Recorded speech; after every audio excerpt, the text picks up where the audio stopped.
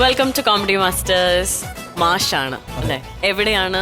ഞാൻ മലപ്പുറം ജില്ലയിലെ നിലമ്പൂർ ചുങ്കത്ര എന്ന് പറയുന്ന സ്ഥലത്ത് ഒരു ഹയർ സെക്കൻഡറി സ്കൂളിൽ അധ്യാപകനാണ്. ഓക്കെ, ഏതാണ് സബ്ജക്ട്? സുവോളജിയാണ്. സുവോളജി. ഓക്കെ, അപ്പോൾ ഇന്ന് എന്തൊക്കെയാണ് ഞങ്ങൾക്ക് വേണ്ടി പെർഫോം ചെയ്യുന്നത്? നമ്മളിപ്പോൾ കോവിഡ് കാലഘട്ടമാണല്ലോ, അപ്പോൾ കോവിഡ് ബോധവൽക്കരണത്തിന് വേണ്ടി ഒരു 2-3 പാട്ടുകൾ ഞാൻ എഴുതിയിട്ടുണ്ടായിരുന്നു.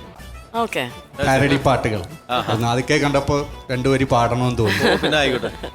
ഇപ്പോൾ നാട്ടിൽ നടന്നാൽ രോഗം പീഡിക്കും, വീട്ടിലിരുന്നാൽ ശാന്തി ലഭിക്കും.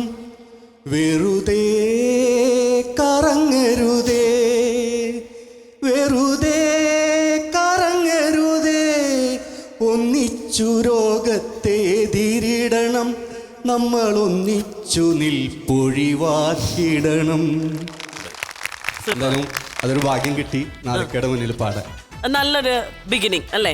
ഇപ്പോഴത്തെ ആപ്റ്റ് ആയിട്ടുള്ള ഒരു സോങ്ങും ഒരു ബിഗിനിങ്ങും ആയിരുന്നു. ഓക്കെ, അപ്പം എന്തൊക്കെയാണ്? മുൻ മുഖ്യമന്ത്രി ബഹുമാനപ്പെട്ട ഉമ്മൻചാണ്ടി സാറ്, അദ്ദേഹം ഇംഗ്ലീഷ് ആണ് പറയുന്നത്. മാധ്യമങ്ങളോട് ഇംഗ്ലീഷ് സംസാരിക്കുമ്പോൾ അദ്ദേഹത്തിൻ്റെ ഒരു പ്രതികരണമാണ് ഒരു ഇംഗ്ലീഷ് മാധ്യമത്തോടുള്ള.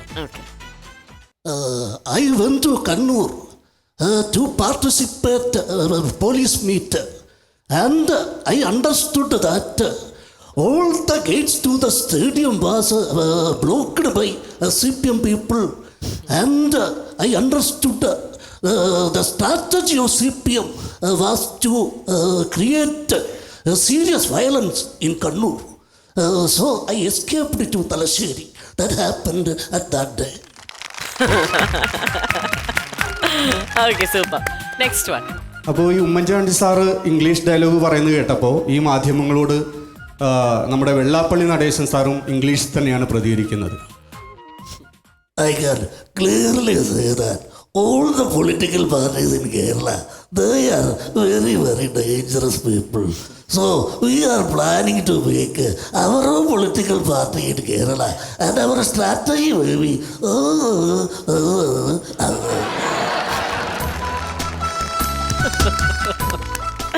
ഓക്കെ, അടുത്തതാരാണ്?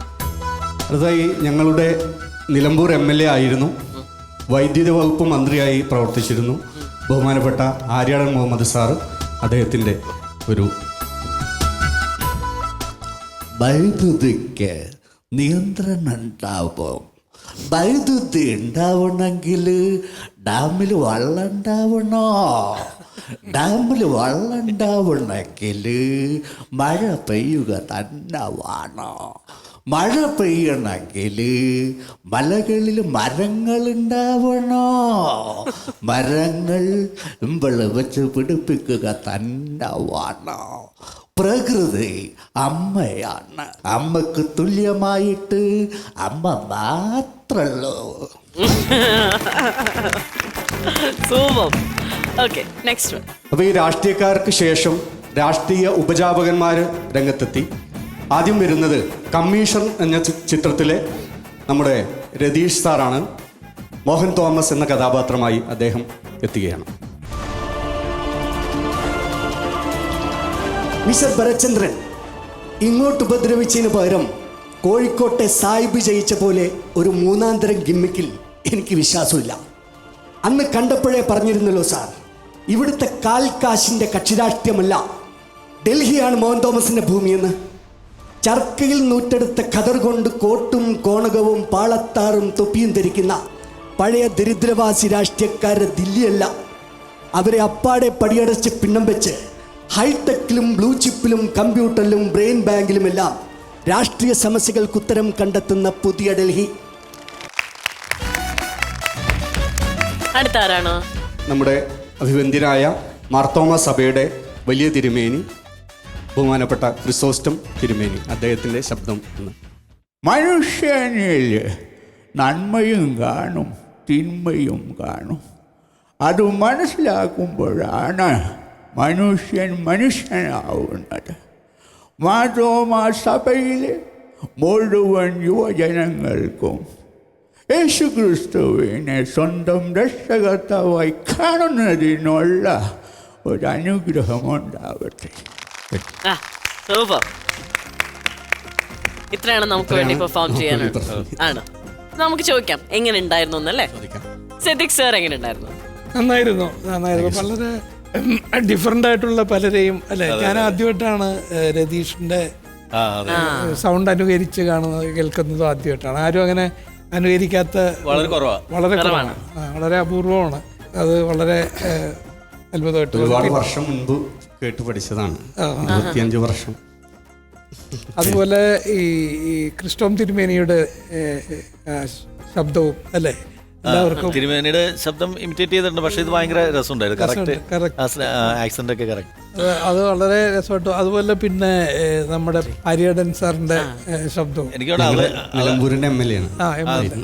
അത് കുറച്ചുകൂടി ഭയങ്കരമായിട്ട് റിലേറ്റ് ചെയ്യണത് ഇക്കാക്കായിരിക്കുള്ളൂ അല്ലേ. പൊതുവെ ഇപ്പോൾ ഉമ്മൻചാണ്ടി സാറിന്റെ ആണെങ്കിലും വെള്ളാപ്പള്ളിയുടെ ഒക്കെ നമ്മൾ ഒരുപാട് കേൾക്കുന്നതാണ്. കേൾക്കാത്തത് അവതരിപ്പിക്കുമ്പോഴാണ് നമുക്ക് അതിൻ്റെ രസം വരുന്നത്. ഇപ്പം ഈ പറഞ്ഞ ക്രിസ്റ്റോസും തിരുമേനിയുടെ ആണെങ്കിലും ഈ ആര്യാടൻ സാറിൻ്റെ ആണെങ്കിലും പിന്നെ ഈ പറഞ്ഞ രതീഷിൻ്റെ ഒക്കെ ആണെങ്കിലും നമ്മൾ അധികം കേൾക്കാത്തത് കൊണ്ടാണ് നമ്മളത് എടുത്ത് പറയുന്നത്. അത് ചെയ്യാറുമില്ല, അതൊന്നും ആരും ചെയ്യാറില്ല. ഈ രാഷ്ട്രീയക്കാരുടെ സാധാരണ നമ്മൾ ശബ്ദം കേട്ടിട്ടുണ്ട്. ഇപ്പോൾ ഉമ്മൻചാണ്ടി സാറിനെ കേട്ടിട്ടുണ്ട്, വെള്ളാപ്പള്ളി സാറിനെ ഒക്കെ കേട്ടിട്ടുണ്ട്. പക്ഷെ അവർ ഇംഗ്ലീഷ് പറയുന്നൊരു സ്റ്റൈല് അനുകരിച്ചപ്പോഴാണ് ഇംഗ്ലീഷ് കൂടിയതാണ്. Thank you sir. ഇനി ഇപ്പോൾ എല്ലാവരും തന്ന നിർദ്ദേശങ്ങൾക്കൊക്കെ അനുസരിച്ച് ചെറിയ മാറ്റങ്ങളൊക്കെ വരുത്തി ഇംപ്രൂവൈസ് ചെയ്ത് നല്ല രീതിയിൽ ചെയ്യാൻ ഈശ്വരൻ അനുഗ്രഹിക്കട്ടെ എന്ന് പ്രാർത്ഥിക്കുന്നു. എല്ലാവർക്കും ഓൾ ദ ബെസ്റ്റ്, ആയുരാരോഗ്യം ഉണ്ടാവട്ടെ എന്നും പ്രാർത്ഥിക്കുന്നു. Thank you so much.